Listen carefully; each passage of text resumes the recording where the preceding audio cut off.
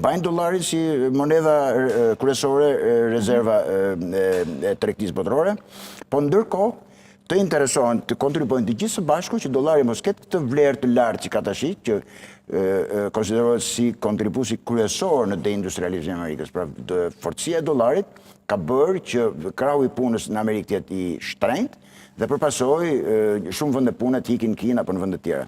Një detaj tjetër, po. Bisedimet do jenë pikërisht në këtë, sipas disa, natyrisht komentet janë, duhet themi që komentet në këto 3-4 ditë kanë qenë nga më ekstremet, nga një anë në tjetrin. Ajo që kam zgjedhur unë të ndaj me juve, ajo që kam zgjedhur ndaj me juve është pikërisht kjo. Kjo më zhdukur më me këmbë në tokë, që dollari Trumpi do ta mbrojë me fanatizëm që tjetë moneda kryesore.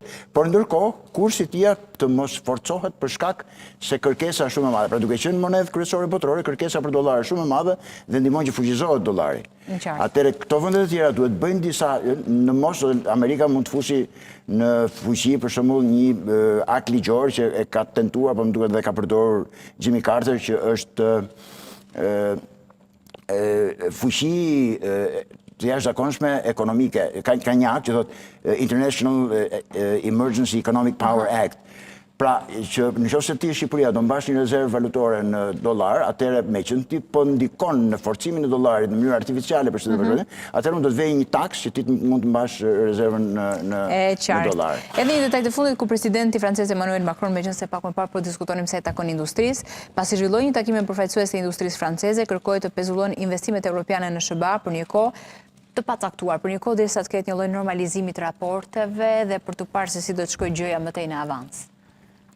Problemi i Europës është papërfillshme, problemi i Europës është jashtëzakonisht komplikuar. Europa nuk bashkohet, nuk krijon dot Unionin Evropian dhe me të drejtë dëgjon krahasime të tilla që nuk bëhet fjalë për tregtimin midis Nevadës dhe Kalifornisë, por bëhet fjalë për tregtimin midis Gjermanisë dhe Francës. Pra, ka një problem shumë të madh kur vjen puna që do të trajtosh Bashkimin Evropian si një entitet në krahasim me Shtetet e Bashkuara të Amerikës. Dhe ashtu sikur që tha Mario Draghi në raportin e vet famshëm para disa muajsh, Bashkimi Evropian do duhet të unionizohet në radhë parë, pra të krijohet vërtet, të ketë një ministri të jashtme, të ketë një ministri financash.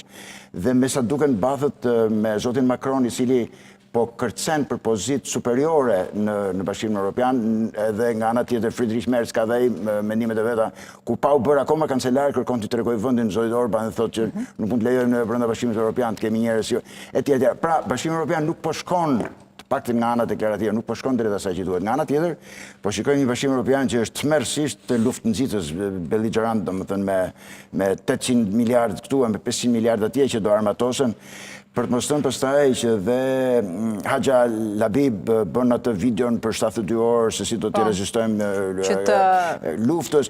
Pra ka një atmosferë. Ishte provokative ajo meqense me dole të kjo? Jo, është provokative fare, ajo tregon sepse me sa shikojmë gjermanët po përgatisin spitalet. Po është nxitse. Ajo është pjesë e formimit psikologjik që shikon se lufta po afron. Para përgatitje? Po, lufta po afron. Kështu që konsumatori evropian do duhet përgatitet që kur vi puna për të votuar për heqjen e asaj social welfare net, asaj rrjetit social që e ka mbrojtur deri tani, nëse do ketë ka pasur 4 javë pushime të paguara në vit, mund t'i bëhen 2 javë, nëse ka pasur arsimin pa lek, mund t'i kthehet çik paguajt sa lek. Pra e gjithë kjo struktura e mirëqenies sociale të Bashkimit Evropian, në rast se po shkojmë drejt luftës, do duhet në një farë mënyrë të gjithë të sakrifikojnë për luftën.